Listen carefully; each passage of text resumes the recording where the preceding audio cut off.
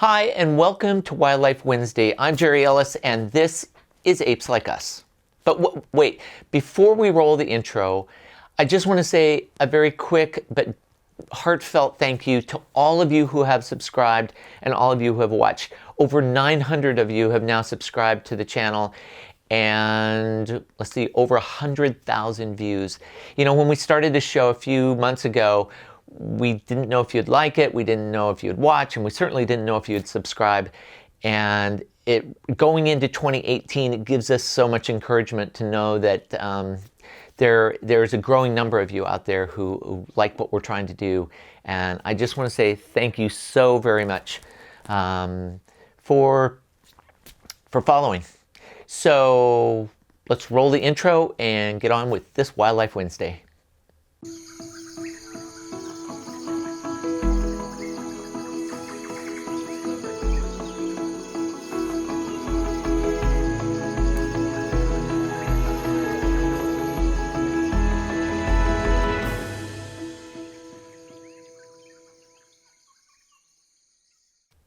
Well, on this Wildlife Wednesday, I want to take a very personal look at the life and legacy of Dian Fossey and the Karisoke Research Center. You know, 2017 marked the 50th anniversary of the founding of Karisoke. Dian Fossey, the compassionate, dedicated researcher and conservationist who studied mountain gorillas in the Virunga Mountains of Rwanda. Yesterday marked 32 years since her murder, and it comes the day after my birthday, and every year I reflect, those two things colliding makes me reflect on my early days with mountain gorillas, where I really cemented my passion for great apes, and as a consequence have gone on to film and photograph all the great apes around the planet, and now start this show and am completely dedicated to telling the story of what's happening to great apes, what's happening to their habitat, and maybe more importantly, the incredible people behind the scenes who are trying to save great apes on this planet, like the Dian Fossey Gorilla Fund. People like their director, Tara Stoyansky, who are so passionate about apes, and in this case, mountain gorillas. You know, Dian, for over 18 years, studied mountain gorillas in those misty, cold, damp mountains, and I know them so well because in the early days, almost 30 years ago, when I first went up there, you know, the place was almost out of control. There was just, all that was left was a really dedicated group of anti-poaching patrol members and gorilla trackers. Dian had been murdered.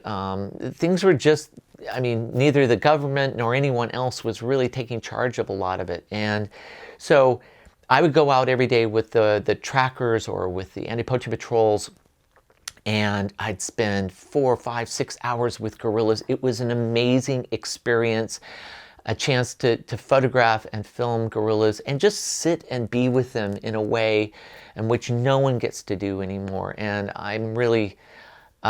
they're really special time in my life, and that cemented in me this passion for great apes, and so I feel like every year this time of year I think back on Dian. I think what she did and her dedication and eventually giving up her life to save mountain gorillas. You know, at the time there were only about 240, 230 mountain gorillas, and we really thought they were going to disappear from the face of the earth. And in many ways, I was so naive. I went up there to film and photograph them thinking I was filming and photographing a species that was going to be gone. Thankfully, because of the dedication of the Dian Fossey Gorilla Fund and all the people there, and all the trackers and anti-poaching patrol members and, you know, scientists, we now have more than twice that many gorillas and nearly 900 mountain gorillas in the Virungas and the Bwindi impenetrable forest up in Uganda.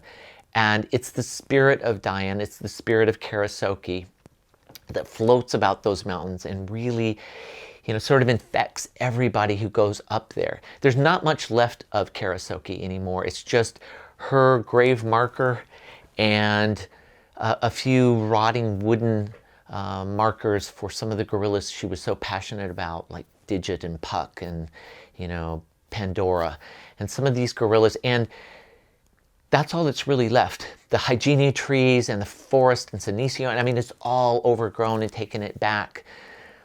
But every single day there are researchers, there's the gorilla doctors, there's, you know, tourists who go up there and they see gorillas, and that spirit is alive, and it filters down out of those mountains into the people who surround the park, the people who now understand the value of those mountain gorillas in the park, and the people down in the Dian Fossey Gorilla Fund Research Center in Musanze who are dedicated to not only her legacy and what she meant, but to keeping gorillas on the face of the earth. So I just want to say thank you on this Wildlife Wednesday to all of those at the Dian Fossey Gorilla Fund and other groups like the Gorilla Doctors and IGCP and the National Park Rangers and all the people involved in the 3 countries of Rwanda, the Democratic Republic of Congo, and Uganda, who are every day working to keep mountain gorillas on this planet. So thank you to them, and thank you to Dian for your dedication